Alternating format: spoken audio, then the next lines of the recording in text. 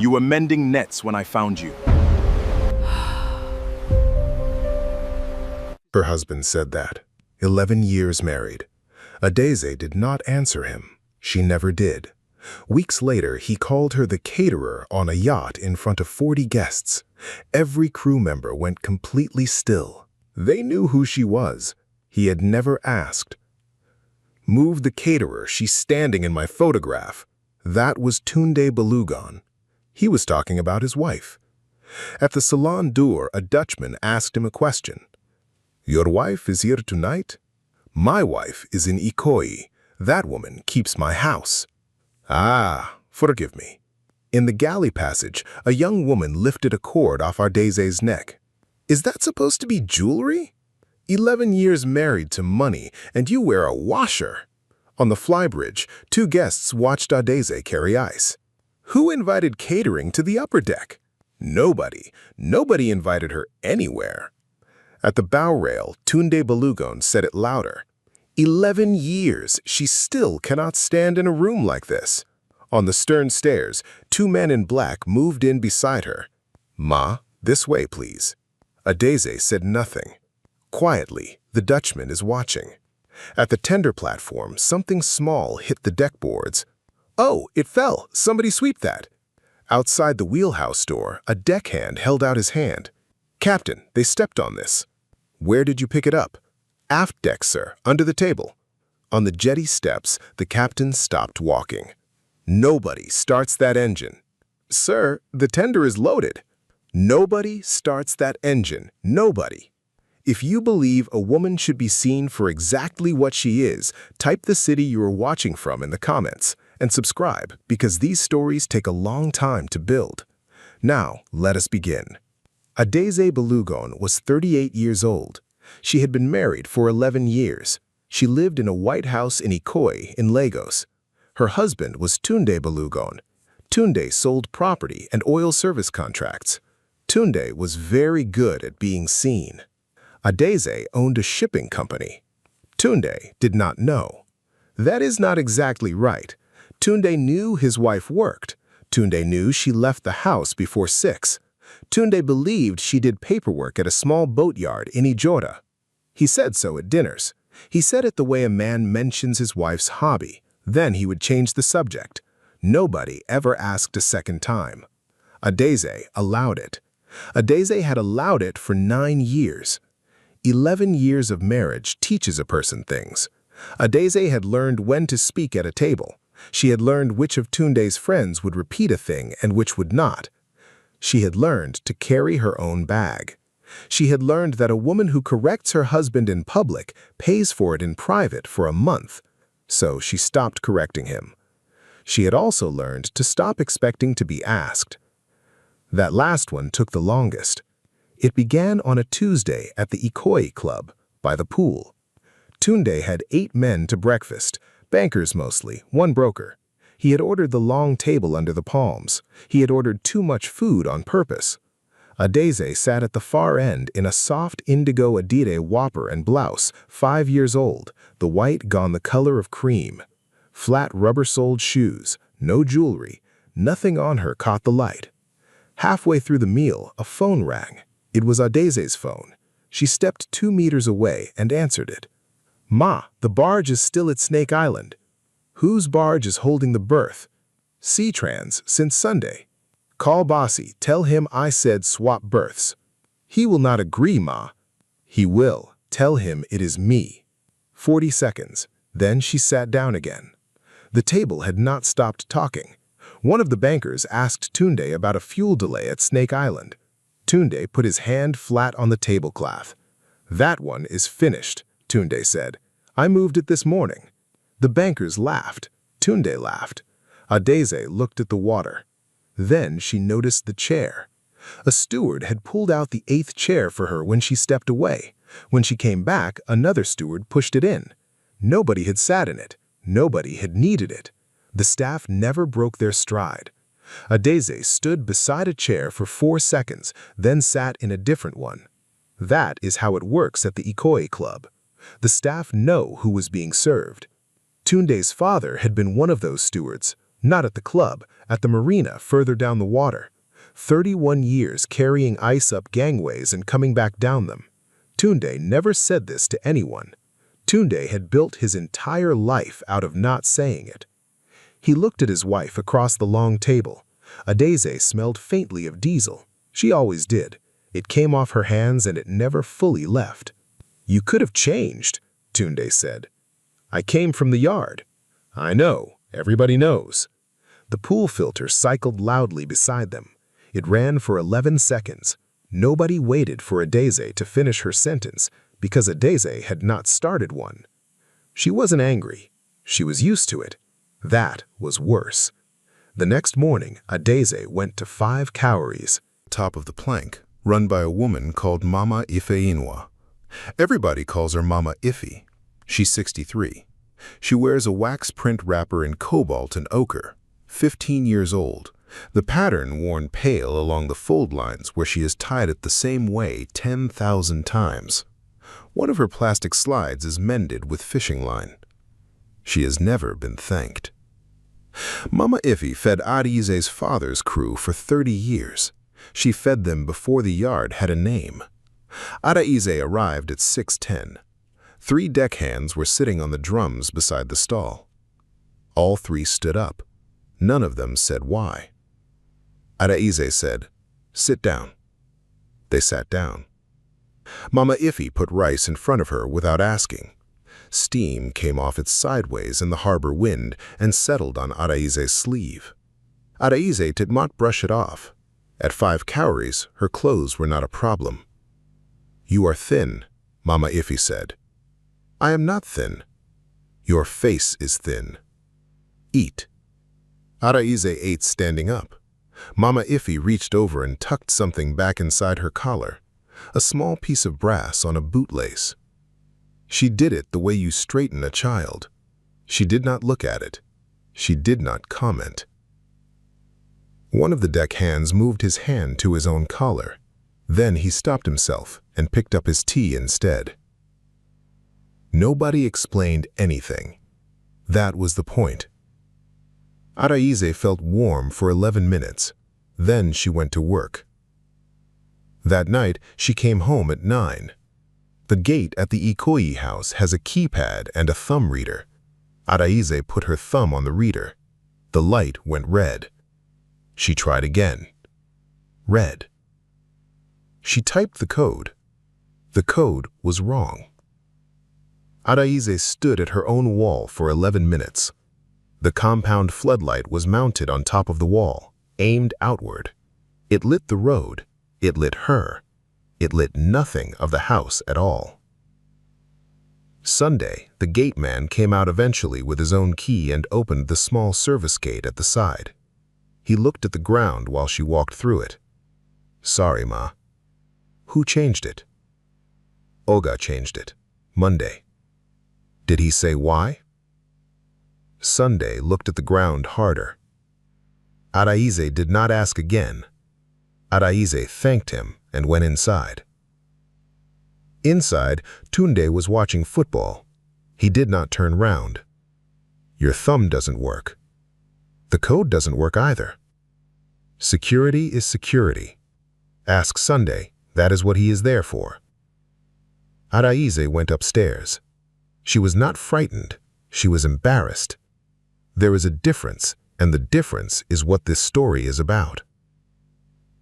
2 days later, on a pontoon at Apapa, 4 men in overalls stepped backwards off the planking so that Adeze's weight was the only weight on it. Nobody spoke. Nobody had asked them to.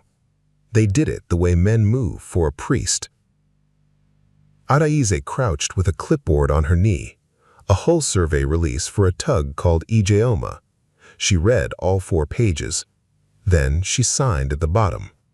She signed it A Ijeoma, not Balagoon, Ijeoma. Because Adeze Balagoon was born Adeze Ijeoma, her father was Silvanus Ijeoma. Silvanus Ijeoma started a boatyard in Ijora in 1994 with 2 welders and a borrowed compressor. When he died, he left a fleet, tugs, barges, rig support vessels, 3 charter hulls with white paint and teak decks that get rented out to men who want to look rich for one evening. $4 million a night. He left all of it to his only daughter, and he left her one instruction: never let them price you. He said it to her in a hospital in Yaba 11 days before he died. He said it twice. He was a man who had spent 30 years watching Lagos value people by what they could see on them. He had decided very early that nobody would ever do that arithmetic on his daughter. Not once. He also left her something small. The builder's plate off the first hull he ever finished. Cast brass, the size of a thumbnail, stamped with the yard name and the year and a number. He had made 40 of them over the years, one for every master who ever took an Iheoma boat out. Hers was number 1. So Adaize ran Iheoma Marine Group under her own name through a holding company from an office at Apapa that had no sign on the door. No sign, on purpose. Her face was on nothing. Her name was on everything. In Lagos, that combination is not humility. It is armor. A young woman came out onto the pontoon with a coat already on. Chindama Okafor, 29, company secretary, dry as chalk. Ma, hull 3 is chartered on Saturday week. Which broker? Renshaw, corporate client, paid in full. Fine. You do not want the name? Should I want the name? Chidi looked at her for a moment. No, Ma. The pontoon lifted on a wake. None of the men reached out to steady Adaize. They did not need to. She had grown up on that water.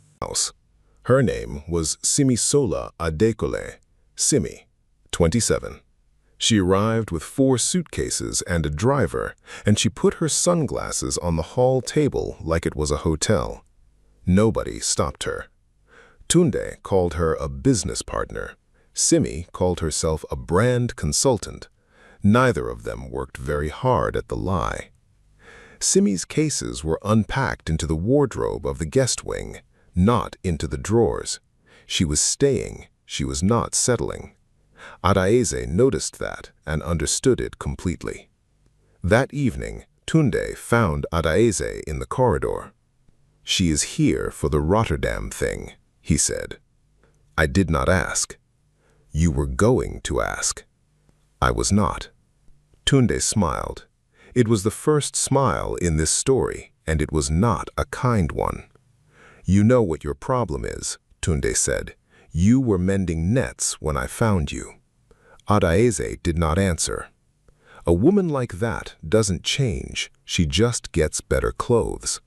The air conditioning came on and took the end of the sentence with it. Adaize went to her room and sat on the edge of the bed for a while.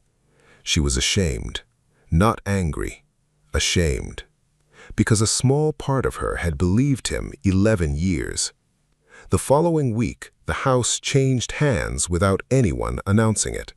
It happened in the main salon on a Thursday afternoon.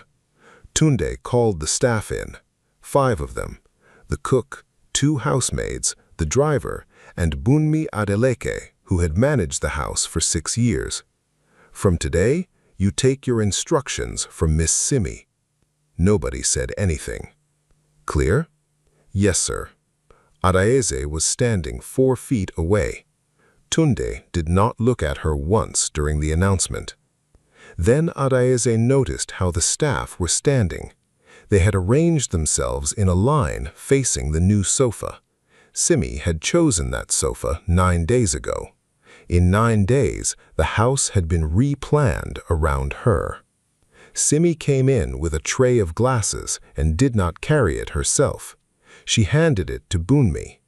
Bunmi's hands were not steady. The cups rang against each other. Adaize took the tray quickly so they would stop ringing. Then Simi leaned in and hooked a fingernail under the bootlace at Adaize's neck. She lifted the brass out of the collar and held it up in front of 5 members of staff. "What is this?" "It was my father's." "It's a washer," Simi said. "It's actually scrap." She let it drop.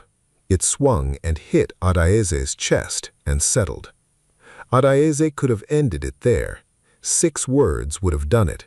She knew exactly which 6. She said nothing instead.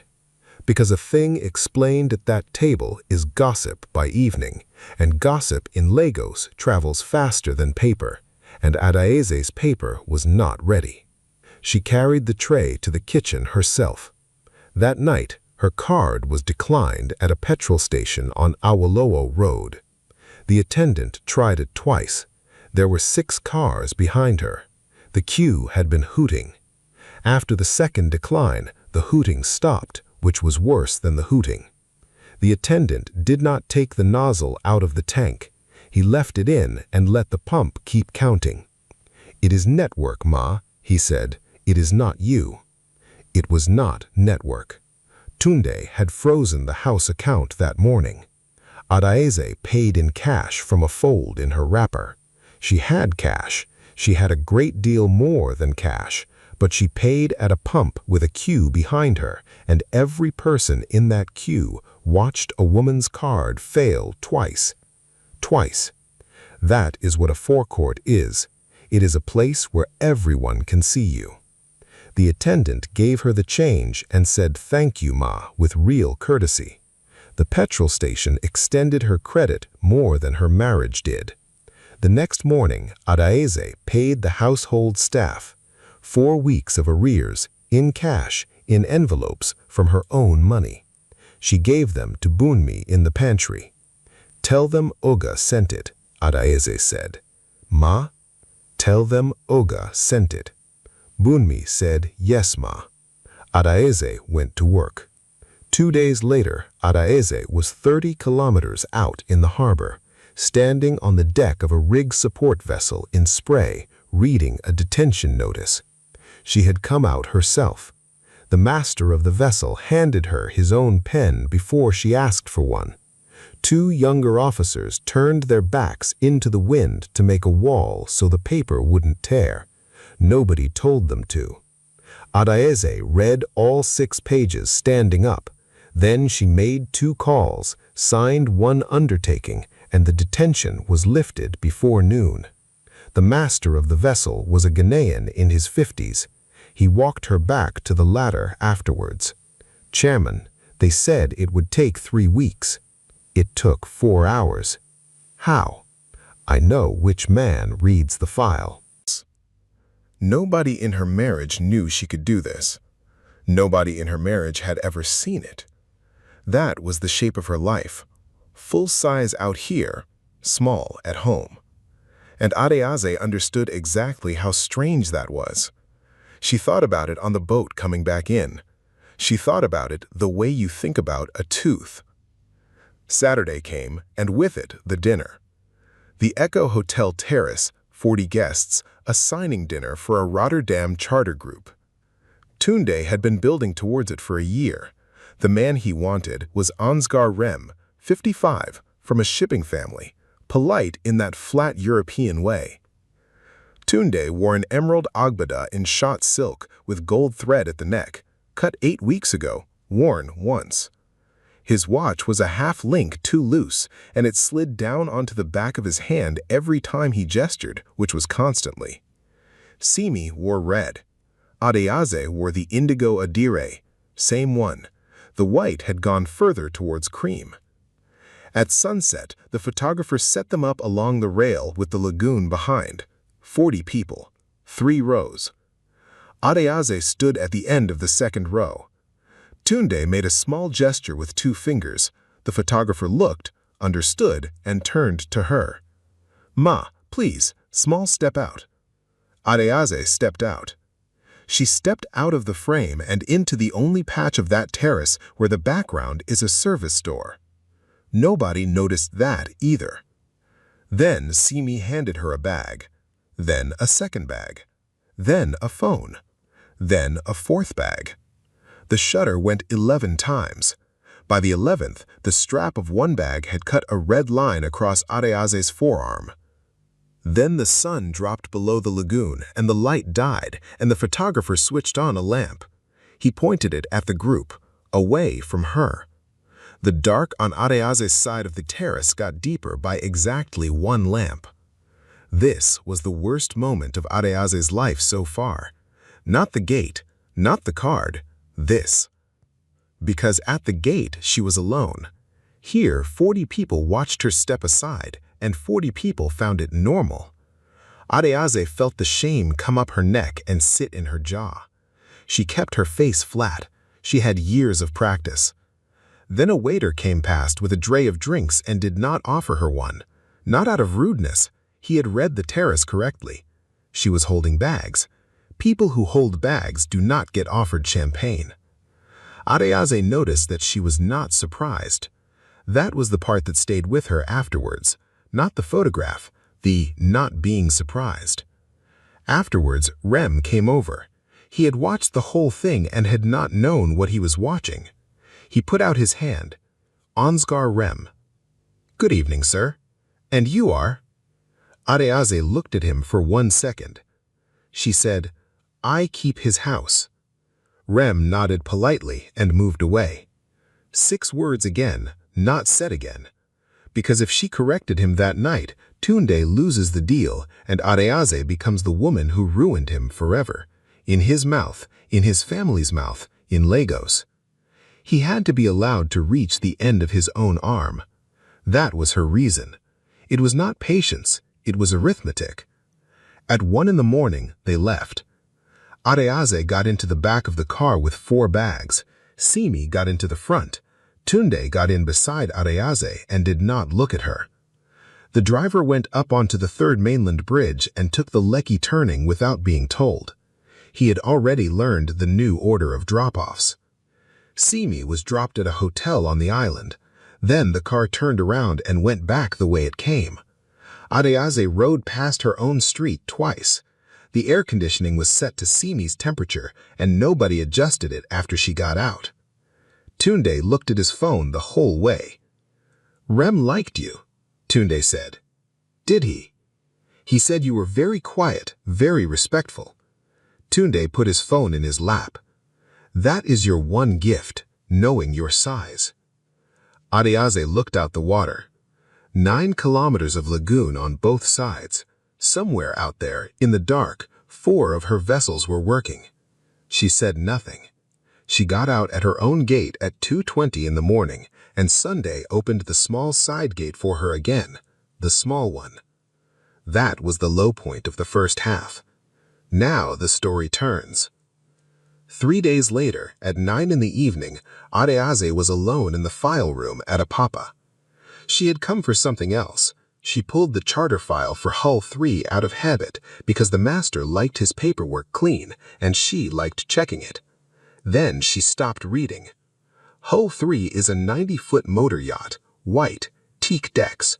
Her father built the hull as a workboat in 2003 and converted it in 2014 because rich men in Lagos will pay 4 million naira a night to stand on teak. A week was paid in full by a company called Balogun Marine Holdings. Registered office, 14B Ijora Causeway. That is the address of her father's boatyard. Adeaze sat very still for about a minute. Then she read the rest of it. Broker, Renshaw. Charterer, Balogun Marine Holdings. Purpose, corporate hospitality. Guests, 40. Principal guest, 1A Rem. Her husband had rented her boat, using her yard's address to sell something to a Dutchman.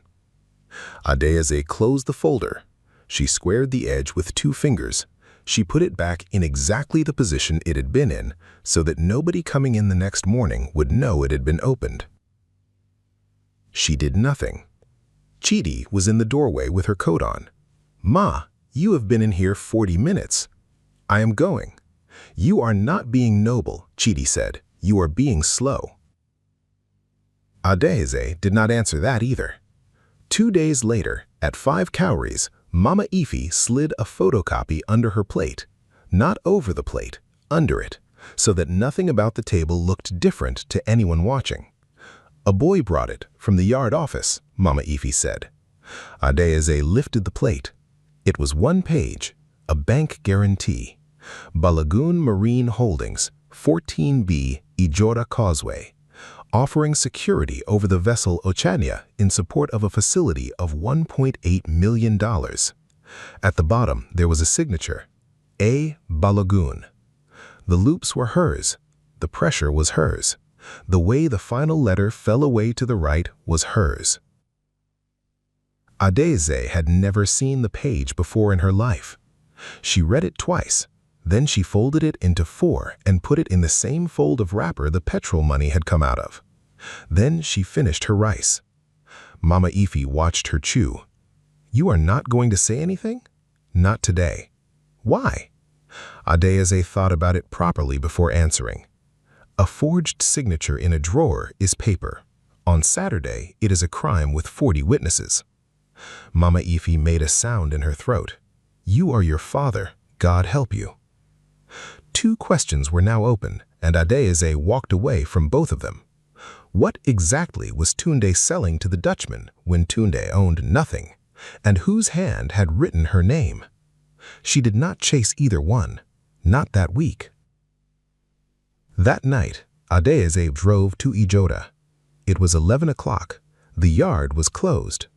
Hull 3 had come out of the water that morning for her pre-charter prep.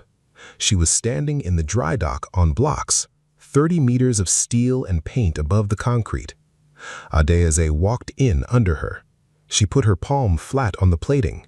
The steel was cold enough to ache. She looked up at the transom. The painters had sanded it back for Saturday. Her father's name was gone from the stern. Under the primer, you could just see the ghost of the letters. Tunde had ordered a vinyl decal. It said Balagoon Marine. Adeze stood there with her hand on the hull and did not move. Then the night watchman, an old man called Pa Dennis, who worked for her father since 1997, walked over to the box on the wall and threw 4 banks of deck floodlights. Nobody asked him to. The lights came on in sequence, 1 bank at a time, and the hull stopped being a shadow and became a building. Cold under her hand, heat on her face.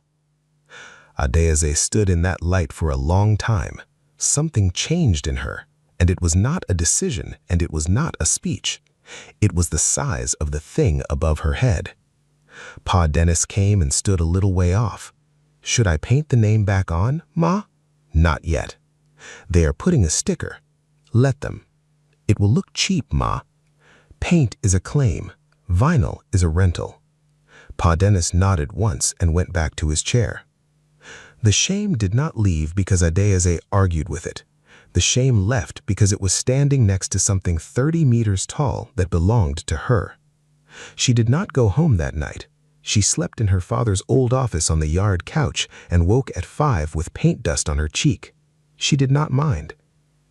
The next morning, Tunde came to the yard. He came with a sign painter and a photographer and Simi in the passenger seat. Adeze watched from the window of the office. They took down the old hand-lettered board at the gate. Silvanus Ihema painted the lettering himself in 1994, and it had been repainted 11 times by 11 different people, always in the same green. The same green. They covered it with white vinyl that said Balagoon Marine. Tunde stood under it and had his photograph taken. The vinyl was already bubbling in one corner of the B. Lego Sun does that in an afternoon. And the vinyl did not quite reach the left edge. A green sliver of the old sign showed past it. One of them looked at Tunde. They all looked at the green sliver. Then Tunde wanted the crane moved for the photograph. "Move that crane." Nobody moved. I said, "Move the crane." The foreman, Emeka, looked past Tunde, 30 feet, to the office window. Adeze tipped her chin. The crane moved. Tunde turned around and saw his wife in the window and read the whole thing perfectly wrong. "They like you here," Tunde said, afterwards, in the car park, pleased. "It's good. You should smile more. It helps me." Evidence had walked right up to him and knocked. He did not open the door. He never would. That afternoon, Adeze did the only thing she did all week. She called Chitty into the office and closed it. The Saturday Charter. Balogun Marine Holdings. Ma. Correct nothing. Cancel nothing. Warn nobody. Chitty wrote it down without expression. Leave the crew list as it stands. And add 2 catering hands. Iheoma Catering. 2. Chitty stopped writing. Ma. 2 hands. 2. Which 2? Mama Ifeanwa Duru and me. Chitty put her pen down. You are going to board your own boat as staff. Yes. Why? Because if the crew announce me, it is the company talking. A company can be argued with. Let the paper talk. Paper has no feelings to attack. Chitty picked her pen back up. Yes, Ma. I am putting it in writing that I advised against it. Please do. 4 days later, a man came to the house with an envelope. Notice to quit. 30 days. The lease on the Ikoi house was in Tunde's name, from before the marriage, entirely legitimately. Adaze read it at the gate at 7 in the morning. Her things were already in the gatehouse, 9 cartons. The movers had put them on the gravel and not on the paving. Nobody wanted to be the man who put her boxes on the good stones. 1 carton was open at the top. It was full of boat manuals. Sunday stood by the gate and did not know where to look. 3 neighbors came out to check their cars and stayed longer than checking a car takes. Tunde came out with his phone against his ear and covered it with 1 hand. It is nothing personal. It's the lease. I know whose name is on it. So don't make a face. I am not making a face. You are always making a face, Tunde said, and went back inside. Adaze got a taxi. She put the 9 cartons in her father's office at Ijora and slept there. 6 days after that, it was Saturday. At 6 p.m. Eastern, a supply van pulled up at the marina. 2 women in white catering coats carried aluminum trays up the gangway of a 90-foot motor yacht called Ochanya. Nobody checked their faces. One of them was 63 years old in a cobalt and ochre wrapper. The other owned the boat. The galley passage smelled of onions and hot metal. Mama Ifi took the good corner by the freezer immediately, the way she takes the good corner everywhere. Adaze went down the passage carrying a sack of ice. 2 deckhands standing at the store door saw her, and both of them stood up straight. Neither of them said a word. They had a standing instruction, 9 years old, printed on the first page of every Iheoma Crow manual. 1 line. The chairman's privacy is a working condition of employment. Adaze shook her head very slightly. They looked at the floor. She went past with the ice. Up in the salon, Tunde was watching the crew monitor while a steward opened wine. He saw 2 deckhands stand up for a woman carrying ice. Look at that, Tunde said, to Rem. Very Nigerian crew, very hierarchical. Even the help have their little kings. Rem said, politely. That was the 2nd time, evidence, again. It bounced off him like rain off vinyl. At 6:30, Adaze went up to the wheelhouse. Captain F.A. Ediala was 58, master of Hull 3. He had worked for Sylvanus Iheoma since 1994, and he had carried Adaze on his shoulders when she was 4 years old. He knew her walk. He saw her in a white catering coat, and his face did something for about half a second. Ma. Not tonight, F.A. F.A. closed his mouth. Then he opened it again. I have known for 2 years, he said quietly. I know you have. You never asked me to say. I never will. F.A. turned back to the console. His jaw was tight. Adaze opened the frame on the bulkhead. The certificate of registration was behind glass, and the glass had been wiped that afternoon. Somebody on that bridge kept her paperwork clean out of pure habit. Registered owner. Iheoma Marine Group Limited. Then she opened the charter folder on the chart table. The forged guarantee was inside, in a plastic sleeve. Not cheap sleeve, the good kind. The kind a man buys when he expects the document to be looked at. Behind her, someone came up the wheelhouse steps. It was Rem, wandering with a glass, being a guest. He looked at the small brass thing hanging outside her collar and squinted at it upside down. "What is that, a badge?" "My father's." "Ah," Rem said, and forgot about it immediately and went back down. At 8, the party moved to the aft deck, and everything that Adaze had built for 11 years stopped being in her hands. All of it. Gone. She was carrying 2 of Simi's bags because Simi had put them into her arms in the passage. Adaze had not refused. There was no clever reason. She simply had not refused. She came out onto the aft deck to bring ice to the bar, and she was in the wrong place for 8 seconds. 8. "Move the caterer," Tunde said. "She's standing in my photograph." The deck went quiet in the way decks do. Rem was at the salon door. He turned around. "Your wife is here tonight?" "My wife is in Ikoyi," Tunde said. "That woman keeps my house." "Ah, forgive me." 40 people heard it. Adaze stood in the middle of the deck holding 2 handbags that were not hers. Tunde walked over. His patent leather slip-on squeaked on the wet teak. Squeak, squeak, squeak. It was the only sound on a deck with 40 people on it. He stopped 2 feet from her. 11 years, Tunde said. 11 years, and she still cannot stand in a room like this without holding something. Somebody laughed. 2 people laughed. Simi came over then. She reached out, hooked one fingernail under the bootlace, and lifted the brass out of Adaze's collar in front of the entire party. 40 people watched. "Still the washer," Simi said. She let go. The lace slipped. The knot, 5 years old, gave. The brass hit the deck boards and did not bounce. Somebody's heel went over it. "Oh," Simi said. "It fell. Somebody sweep that." Adaze did not bend down. Adaze did not speak. Tunde nodded at 2 men in black standing by the bar. "Take her down," Tunde said. "Quietly. The Dutchman is watching. And take those bags off her. They're Simi's."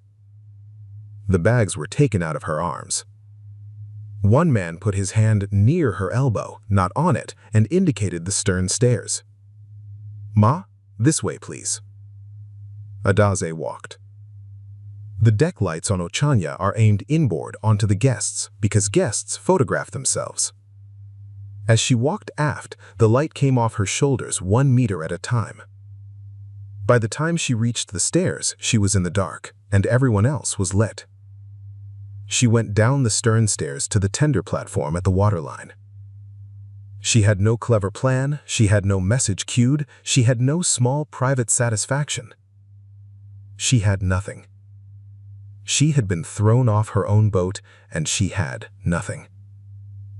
At the waterline, you can hear the hull working against the fenders. 90 feet of steel moving 4 inches over and over. It is the loudest thing on a quiet night at a dock. That sound belonged to her. It did not help. At the galley door, Mama Ife was standing with a tray in her hands, and she did not put it down for the entire scene. The tender was waiting. 2 crew were in it. The engine was not running yet. Adaze sat down on the bench and looked at the water. Above her, on the aft deck, the party started again. Somebody turned the music back up. Somebody laughed at something Tunde said. That is the moment. That is the bottom of the story. Not the shouting, the music coming back on. Up on the aft deck, a deckhand called Safiu got down on one knee under a cocktail table and picked something up off the boards. Nobody saw him do it. He turned it over in his hand. It was a piece of cast brass the size of a thumbnail. In the shade, it looked like a washer off a machine. That is what it always looks like in shade. Safiu carried it to the wheelhouse steps and held it up under the lamp. Under a light, brass burns off its own dullness and goes yellow, and the stamping throws small, hard shadows you can read from an arm's length. Ihioma Boatworks, Ijora, Hull 001, 1994.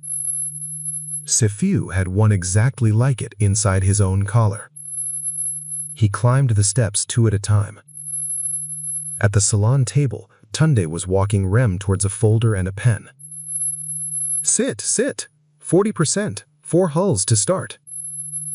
Rem sat down and put his glass on the coaster. "Captain," Safiu said, at the wheelhouse door. "They stepped on this." F.A. took it. He turned it over. He read the punched yard number on the back. "Where did you pick it up?" "Aft deck, sir, under the table."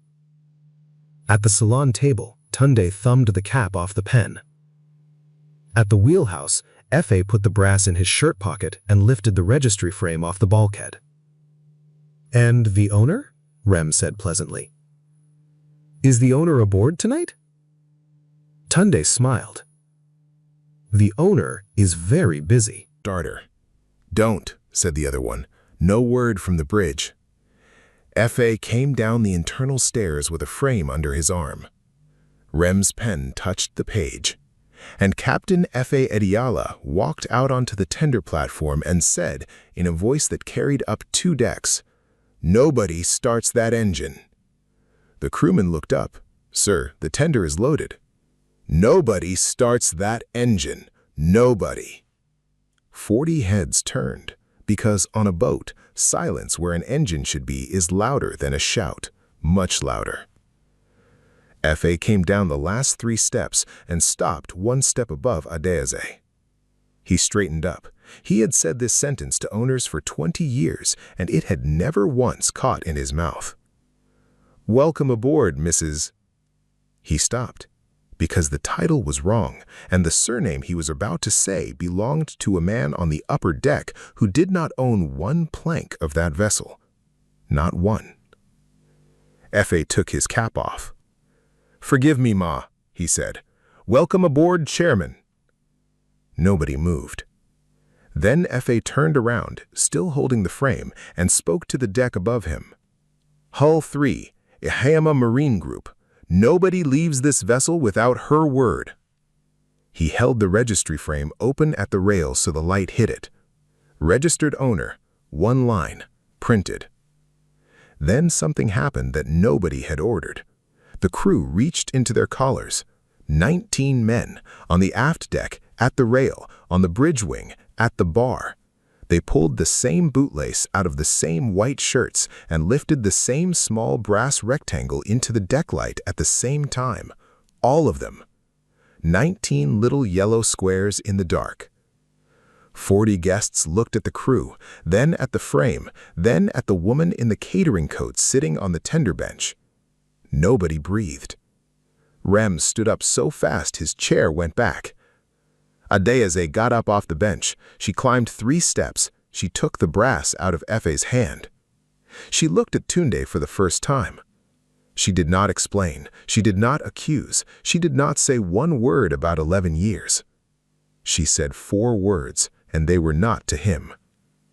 "F.A., put it back." Then she threaded the broken lace, knotted it once, and put the brass back inside her collar. Tunde's mouth opened. He looked at the brass. He looked at the transom, at the vinyl sticker peeling in one corner of the B. He looked at his wife. "That yard makes nets," he said. He said it to nobody. His mouth kept moving after the sentence had finished, as if the rest of the explanation was still coming from somewhere and had not arrived. Then it stopped coming, and Tunde Balungan straightened his sleeve and became exactly who he had been an hour earlier. "This is a stunt," he said, louder. "This is a woman's stunt." Nobody answered him. That was worse. Rem was already walking down the deck towards the stairs with his hand out. The party did not end. That is the strange thing. The party went on for 2 more hours, and it resorted itself around her while it did. Nobody made a speech about it. It happened in small movements. The DJ took the music down 3 notches without being asked.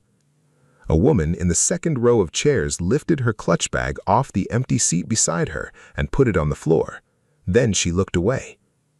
The bar steward came out with a tray. He walked past Tunde's outstretched hand. He offered it to Adeze first, and it was not the guest tray, it was the crew tray, which on an Ihayama vessel is the one that means something. She took a glass. 2 men who had been standing with Tunde by the rail found reasons to be somewhere else, and the space around Tunde got wider than the space around anybody on that deck. He stayed there.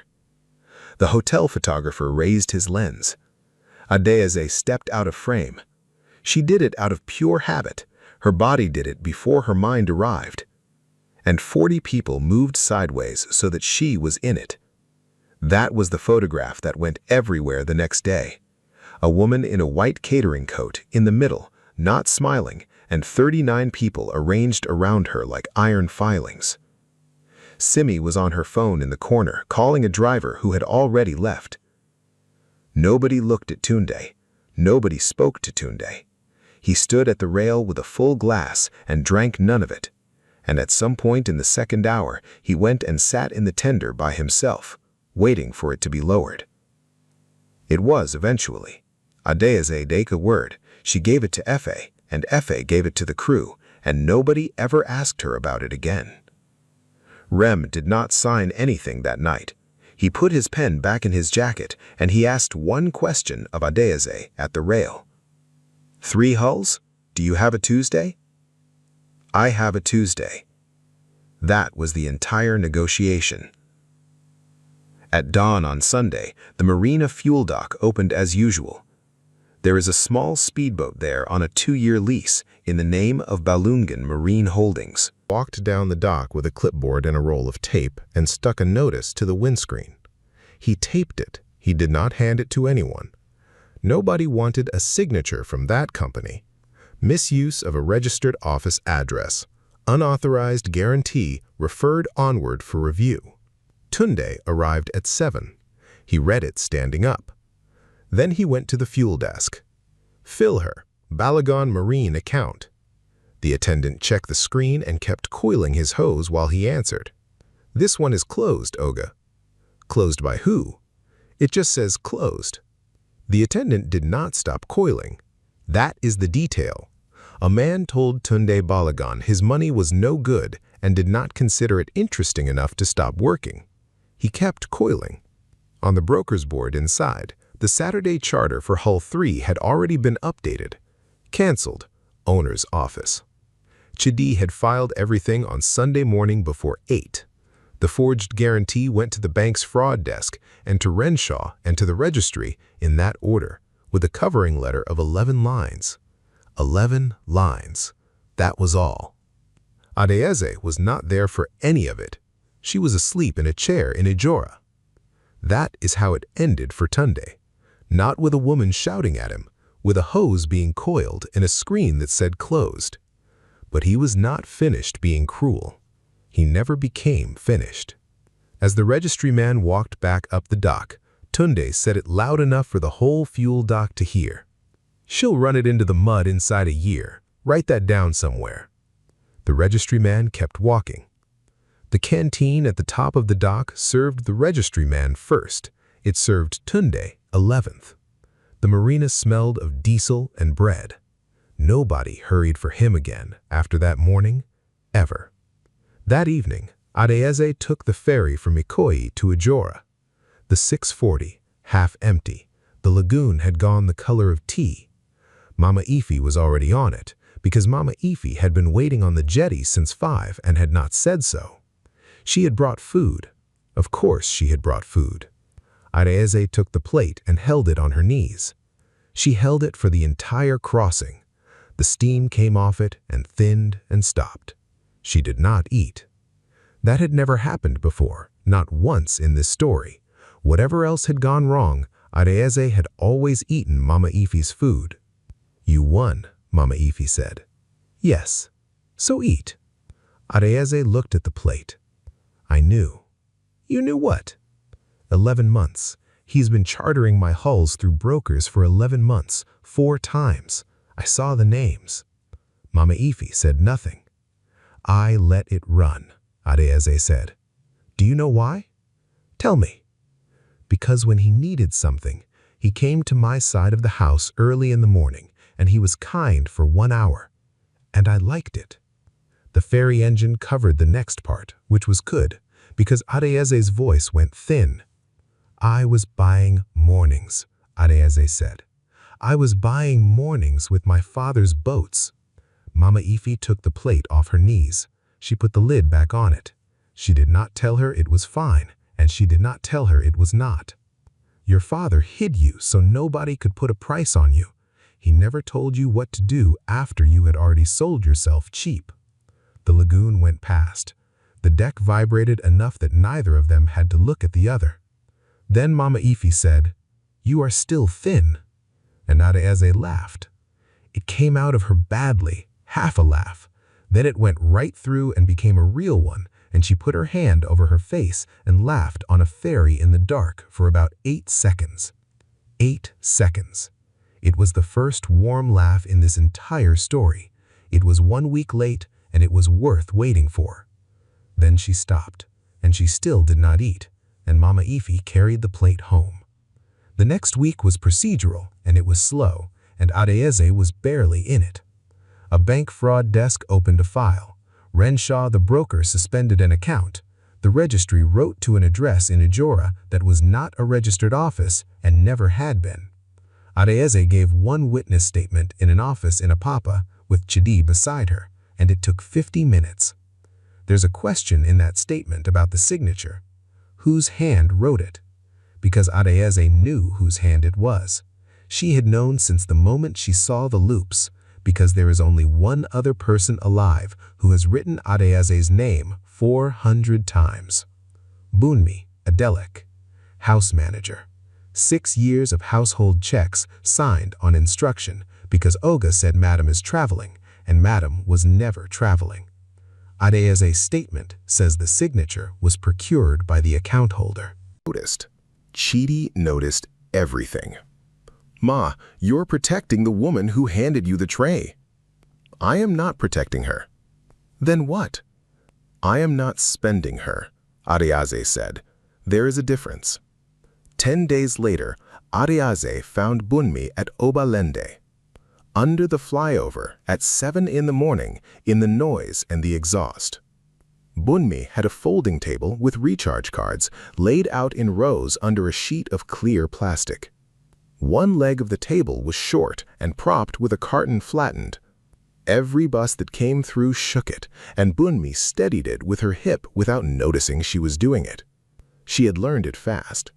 The Balogan house had closed. The staff had gone in one afternoon. Adeyeze's car stopped at the curb, and she got out and left the door open. Bunmi saw her and stood up so fast the table rocked. Ma, I have to explain." "You don't." "He said you were traveling. Every time he said—" "Bunmi." Bunmi stopped. Adeyeze put an envelope on the table and put the cash tin on top of it so the wind would not take it. That was the whole mercy right there. Weighting the paper down. "That is a reference," Adeyeze said. 1 page, 3 lines. Bunmi looked at it. "For where, Ma?" "The Iheoma canteen at Apapa. They need a supervisor. Ask for Chidi." "Ma, the statement." "The statement says the account holder procured it. That is what it says. That is what it will keep saying." Bunmi started to cry. Adeyeze did not comfort her and did not stay to be thanked and did not once mention a tray in a salon in front of 5 members of staff. Not one word about it. She got back in the car, and the door was still open and the engine was still running because she had not planned to be there more than 90 seconds. Bunmi was not forgiven.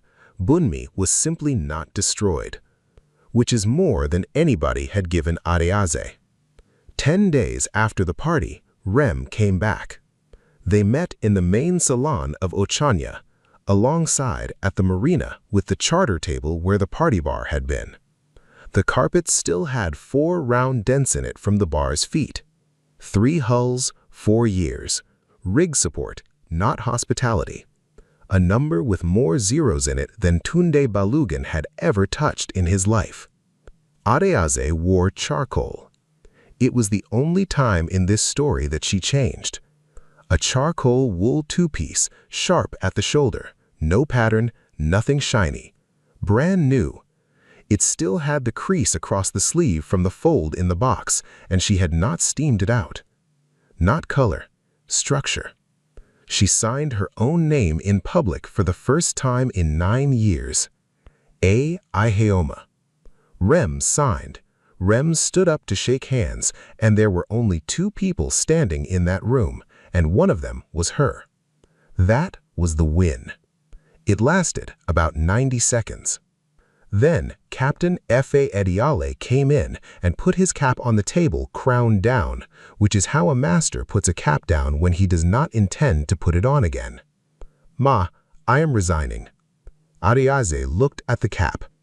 "F.A., no. 2 years I knew. 2 years. You had an instruction, my instruction. And I obeyed it. And I stood on that bridge while they walked you off your own deck. F.A., a man who can do that should not hold your wheel, Ma." Ariaze argued once. She said her name and started a sentence, and he waited politely for her to finish it. And then he did not move, not 1 inch. He had carried her on his shoulders when she was 4 years old. He picked up the cap and went out, and the door closed softly, because everything on that vessel is engineered to close softly. He did not come back. So Ariaze won a 4-year contract and lost the only man on earth who had always known exactly who she was. That was the price. That is what it cost. There were other costs. Her father spent 30 years keeping the family off the water's gossip so that nobody could ever price them. That was finished. Now her face was in the photograph, and the photograph was everywhere. Iheoma Marine would be priced from that week forward, and it would never be unpriced again. And Tunde kept the house. The lease was his, honestly, from before the marriage. Nothing in this story took it from him. And nothing gave those back. There was one more thing, and it happened that night. The party was long cleared. The guests were gone. The generators had come down to harbor load. Ochanya lay alongside with her deck lights on and nobody aboard except a watchman and the owner. Ariaze went down to the owner's cabin. She had never been in it. 9 years of owning that vessel, and she had never once slept aboard. The bed had been made with the corners squared. Somebody had made that bed every single week for 9 years for a woman who never came. Ariaze hung the charcoal jacket over the back of the chair. Then she opened the small bag she had packed 11 days earlier, on the morning when she still thought she would be invited to the yacht party. 11 days. She had packed it hopefully. Inside the bag, folded exactly the way the shop had folded it, was a dress, still in its plastic. The price tag had not been cut. Ariaze sat down on the edge of the bed and looked at it, and the shame came back for the first time in weeks. Not his shame, hers. Not because he was cruel, because she had bought a dress. She turned the tag face up and left it there. The generator dropped a stage and the cabin got quieter, the way a room goes quiet when it has been told to stop talking. Then it was very quiet. Outside, the fenders knocked against the dock. 2 soft knocks, a pause, 1 more. Then the deck lights above her went off, 1 bank at a time. 4 dull clunks. She had owned every plank of that deck for 9 years. She had only ever wanted to be asked aboard.